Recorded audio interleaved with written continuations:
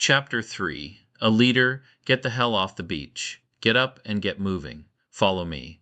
Colonel Aubrey S. Newman, Battle of Leyte. Even before the first Huey lifted off, Lieutenant Colonel Hal Moore knew that the fight ahead would be brutal. He had been advised that the North Vietnamese were likely congregated in the Ia Drang Valley. It had been used as a base by the Viet Minh previously. Friendly troops had not been into the valley in a while, and it was close to the border of Cambodia, which meant a quick escape for the enemy, as Americans were prohibited from crossing that border.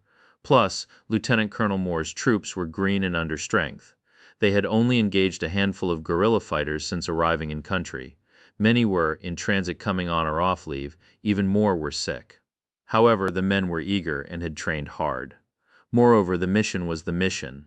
The brigade needed control of the valley, and his battalion was to take landing zone X-ray. There was no alternative. Just minutes after the last troops hit ground, the gentle sounds of the jungle were overcome with the snap of bullets and the thud of grenades. For 2 days and 2 nights, 1st Battalion, 7th Cavalry fought back against persistent Vietnamese troops who occupied the high ground on multiple sides. The battalion area was strewn with dead and wounded Americans and surrounded by even more dead and wounded Vietnamese. Each night as the Americans dug in, they knew that dawn would bring more fighting and possibly their own deaths. Across landing zone X-ray leaders made both good calls and mistakes, while soldiers witnessed and experienced both setbacks and triumphs.